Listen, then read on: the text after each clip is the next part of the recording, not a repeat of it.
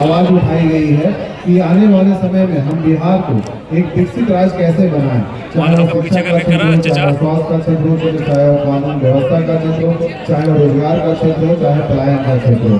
तो हर जगह जहाँ पे भी हम जा रहे हैं इस आवाज़ को उठा रहे हैं। बिहार के हर लोगों का समर्थन मिल रहा है। जो भी इस नीति में जन्म लिया है, जो भी इसे अपना कर्म विधि बनाया है, वो हर कोई इस आवाज़ में शामिल हो रहा है ताकि आने वाले समय में हम बिहार को एक मजबूत राज्य कैसे बनाए, एक बिहार को विकसित राज्य कैसे बनाए। तो उसी के लिए जो आशीर्वाद सम्मान निकाला गया। अच्छा, नीतीश जी हमेशा बताते थे कि हम चीनी मिल चालू करेंगे, पलायन रोकेंगे, हर चीज को मतलब कि अच्छा करेंगे। बिल्कुल बिल्कुल। हाँ। यही विडम्बना है कि लोग सिर्फ बदलाव की बातें करते हैं, विकास की बातें करते हैं, और ये आप सभी लोगों के सामने दिख रहा है कि बिहार में क्या विकास हो रहा है और क्या बदलाव हो रहा है। ये हमारा बिहार जो है दूसरे राज्यों के कंपेयर में 50 साल पीछे चला गया है। यहाँ पे पलायन की संख्या इतनी बढ़ती जा रही है कि हमारे बिहार का बेटा मजदूरी करने के लिए दूसरे शहरों में मजबूर हो रहा है। और मैं अभी बोला कि जो एक ज्ञान और शिक्षा की धरती कहलाती थी, जो बिहार पूरे देश और दुनिया को ज्ञान और शिक्षा दिया, आज वही बिहार के लोग खुद अपने ज्ञान और शिक्षा के लिए तरस रहे हैं। आज ये बिहार के युवा खुद अपने शिक्षा और ज्ञान के लिए दिल्ली और कोटा जैसे शहरों में जा रहे हैं। तो ये सवाल जो है हम लोगों को सोचने के लिए मजबूर करती है कि आखिर ऐसा हमारा बिहार क्यों हो गया। बिल्कुल। तो निशिकांत जी कैसे इसको दूर करेंगे? बहुत सारे नेता आते हैं लेकिन वादा करते हैं लेकिन वादा पर खड़े नहीं उतरते। बिल्कुल। आप कैसे करेंगे? देखिए, मैं बिहार का कोई नेता नहीं हूँ, पहली बात तो ये मैं बता दूं। मैं एक बिजनेसमैन हूँ, उद्योगपति हूँ और समाज सेवी हूँ। मैं पिछले कई वर्षों से शिक्षा के क्षेत्र में खासकर मैं काम कर रहा हूँ ताकि आने वाले समय में हमारी शिक्षा में क्रांति कैसे लाया जाए। और मेरा शिक्षा से बचपन से बहुत लगाव रहा है, और जब तक हम शिक्षा को मजबूत नहीं करेंगे, किसी भी समाज को या किसी भी राज्य को या किसी भी देश को शिक्षा को मजबूत किए हुए हम किसी भी राज्य या देश को मजबूत नहीं कर सकते। तो पिछले 6 वर्षों से लगातार मैं शिक्षा के क्षेत्र में काम कर रहा हूँ ताकि आने वाले समय में हमारा समाज और हमारा राज्य एक मजबूत समाज बने। और शिक्षा के लिए मेरे पास एक से एक योजना है, क्योंकि मैं शिक्षा के ऊपर काम कर रहा हूँ। यहाँ पे जो शिक्षा की जो व्यवस्था है, आप लोगों ने देखा है कि सिर्फ नाम की यहाँ पे पढ़ाया जाता है। यहाँ पे लोग सिर्फ डिग्रियां लेते हैं, यहाँ पे सिर्फ एग्जाम पास करते हैं। यहाँ पे कभी भी आपने देखा है कि स्किल डेवलपमेंट के ऊपर काम नहीं हुआ है। यहाँ पे सिर्फ पढ़ाई के ऊपर भी उस लेवल पे काम नहीं होता है। इसलिए आज बिहार में देखें तो मैक्सिमम आपको जो स्कूलें मिलेगी वो प्राइवेट निजी स्कूलें मिलेगी। सरकारी स्कूलों में कब होगा जब अफसर का लेकर सरकारी स्कूल? बिल्कुल बिल्कुल। मैंने अभी अपने भाषण में बोला कि मेरी जो इरादा है कि मैं सरकारी और निजी स्कूल के पढ़ाई के अंतर को मैं खत्म करने का काम करूंगा, ताकि गरीब से गरीब बेटा जो है, गरीब से गरीब परिवार का जो बच्चा है, वो कभी भी प्राइवेट स्कूल में उसको जाने की जरूरत ना पड़े। उसे सारी सुविधाएं और पढ़ाई का जो स्टैंडर्ड हो वो सरकारी स्कूल भी एक प्राइवेट स्कूल के जैसा ही देखने को मिलेगा। और इसलिए मैं बोल रहा हूँ क्योंकि मैं शिक्षा के लिए मैं पिछले 6-7 सालों से काम कर रहा हूँ। लेकिन कोई भी इंसान अगर सिस्टम को चेंज करना चाहेगा तो सिस्टम को नहीं चेंज कर सकता है जब तक सिस्टम में आएगा नहीं, जब तक सत्ता में नहीं आएगा। तो एक निशिकांत सिन्हा अगर चाहेगा तो 10 बच्चे को अच्छी शिक्षा दे सकता है, या 50 बच्चे को दे सकता है, या 100 बच्चे को दे सकता है। अगर निशिकांत सिन्हा चाहेगा तो पूरे बिहार के बच्चे को शिक्षा नहीं दे सकता। अगर मुझे पूरे बिहार को बेहतर शिक्षा देना है तो मुझे सिस्टम को बदलना पड़ेगा। तो वही सिस्टम को बदलने के लिए यह अभियान चालू किया गया। सर, किसान का हाल बहुत बदहाल है, इसे आप कैसे बदलेंगे? देखिए, किसान की तकलीफों को कभी भी यहाँ के राजनीतिक दलों ने नहीं समझा है, कभी भी किसान के दर्द को नहीं समझा है। मैं हमेशा कहता हूँ कि बिहार का जो भविष्य है वो हमारे किसान है। जो बिहार की जो रीढ़ है ये किसान की हमारी मेहनत है। किसानों के उत्पादक को, किसान के फसल को या किसान के मेहनत को कभी भी यहाँ की जो सरकारें हैं वो उचित दाम दिलाने का काम नहीं करती है। और कोई भी बिहार में ऐसा जिला नहीं है वहाँ का कोई भी ऐसा फसल नहीं है जो कि फेमस नहीं है।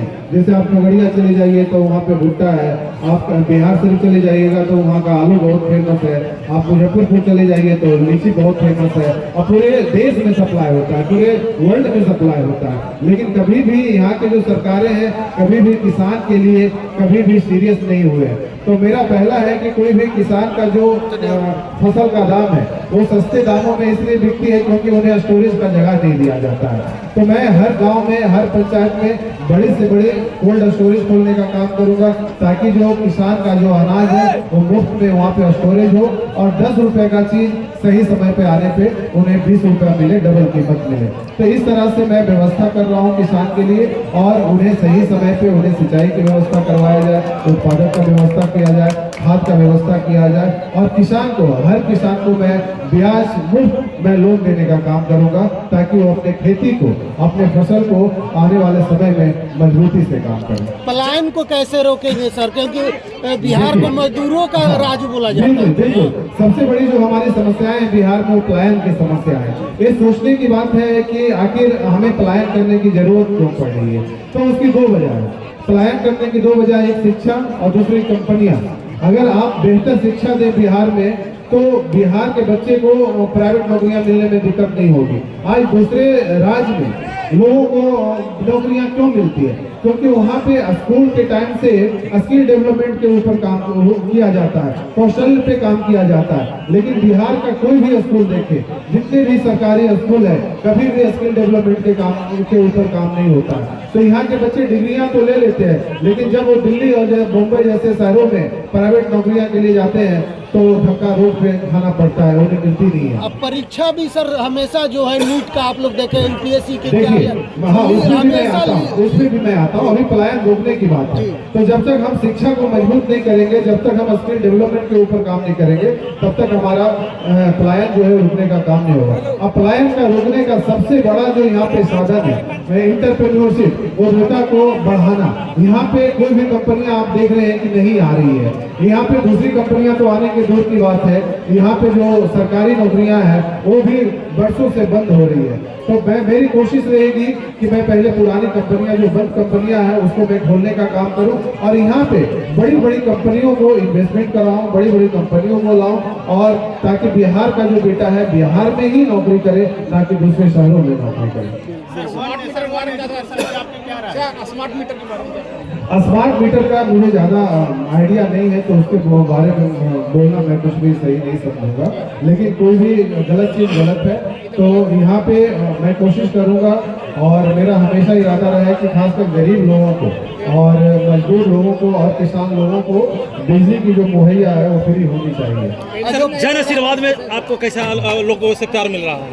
आपके सामने है कि जहाँ पे भी मैं जा रहा हूँ वहाँ पे लोगों का बहुत प्यार और बहुत सम्मान मिल रहा है, क्योंकि ये जो जन आशीर्वाद समाज है वो निशिकांत सिन्हा का समाज नहीं है, ये पूरे बिहार का बदलाव का समाज है, ये आवाज है। और जो भी इस मिट्टी में जन्म लिया है, या जो भी बिहार में जन्म लिया और इसे अपना कर्म भूमि बनाया है, और आने वाले समय में बिहार को एक बदलाव चाहता है या बिहार को विकास चाहता है, तो हर कोई इस आवाज में शामिल हो रहे हैं, ताकि आने वाले समय में हम बिहार को एक विकसित राज्य बनाएं, और आने वाले समय में हम बिहार को एक सशक्त राज्य बनाएं। शराबबंदी को लेकर क्या कहिए? शराबबंदी बहुत अच्छा सवाल है कि देखिए, हर सिक्का के दो पहलू होती है, उसी तरह से शराब के भी दो पहलू है।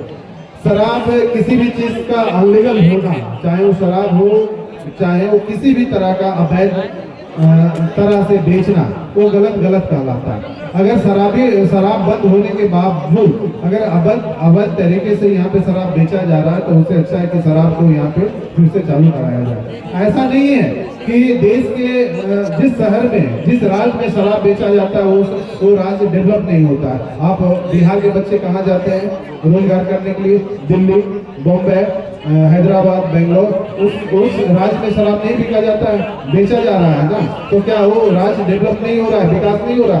बिल्कुल हो रहा है। तो जरूरत है कि सही तरीके से बेचना।